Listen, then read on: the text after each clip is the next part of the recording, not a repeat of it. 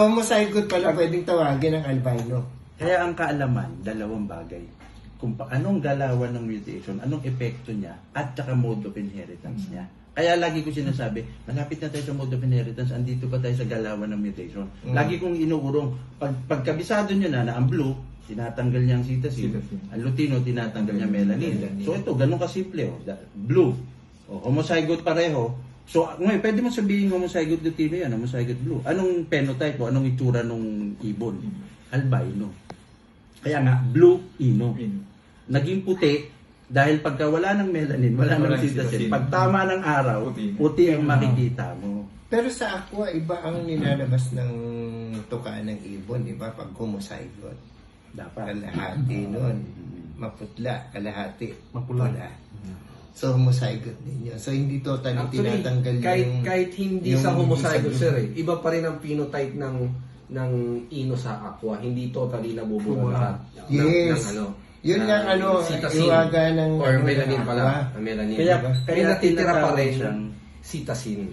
Kaya nga sabi ko, yung category na partial blue, sabayan ko muna kayo sa partial blue, hindi pwede kasing partial cytosine reduction yung sinasabi ni Dirk. Pero sabayan ko kayo sa partial blue. Kaya ang aqua, partial blue din siya. Kasi hindi niya completely natanggal yung cytosine. Partially lang niya natatanggal yung cytosine. Ang estimate ni Dirk, nasa 40 to 50% lang ang natanggal niya. Ganon din ang turquoise. May turquoise kasi sa Rosicolis eh. Sa ngayon wala, kiniklaim nga ni Wigos na turquoise yung sapphire niya. Pero sa Rosicolis, may turquoise na talaga. Nasa almost 80% ka ang tinatanggal ng cytosine. Kaya halos wala. Ang makikita na lang dito, yung noon niya, na mala dilaw na mala orange. Kaya nga yung Wigos, parang ang daling isipin na turquoise eh. Kasi kamukha niya talaga yung sa Rosicolis. Na yung meron siyang band dito sa noo. Pero ano siya, halos pumuputi na sa dahan-dahan, nagbo-blue na sa dahan-dahan. Kasi nga mas maraming natanggal na cytosine. So, partial blue din siya. Category kasi yung partial blue eh. Nasanay kasi tayo na yung nakita natin unang labas ng B1, B2, yun na kagad yung partial blue natin. Pero ang ibig sabihin lang nun, partial blue kasi nga hindi niya talaga nabura lahat. So, kasama doon ng turquoise, kasama doon ng aqua. Ang kombinasyon ng B1, B2 kasama doon. B1 aqua, kasama din sa par blue yun. Kasi hindi, sa phenotype sa phenotype. O, kasama din ng B2 aqua. Pwede mo rin sabihin par blue ngayon yun. O ngayon, yun yung ngayon, papunta tayo sa, medyo lalalim tayo na konti sa crossing over. So, hindi malayo na, kasi merong par blue, yung iba na naliligaw pa eh. Par blue aqua. Sabi ko, siya, pag aqua yan. Iba yung par blue. Yes. Pero technically, pwede mo rin pala siya, under category siya ng partial blue eh.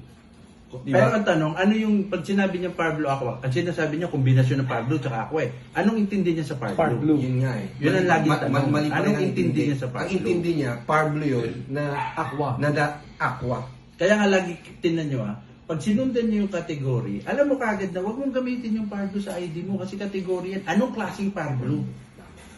Anong klaseng par blue? Huwag mong gamitin pag-ID ang par blue kasi nga category na nga yan. Kaya malilito ka, split par blue. Anong hindi split? Anong nga par blue yan? Ano yung split na yan? B1, B, una hindi ma-split kung B1, B2 yun. Hindi rin pala ma-split talaga kung B1 aqua. Hindi mo rin pwedeng sabihin split B1 aqua. Hindi mo rin pwedeng sabihin split B2 aqua. Kasi hindi siya split eh. Pag nagme-merge kagad yung kulay, lumalabas kagad sa phenotype. So, hindi mo siya pwedeng sabihin split kasi lumalabas. Pag split, hindi siya lalabas dapat eh.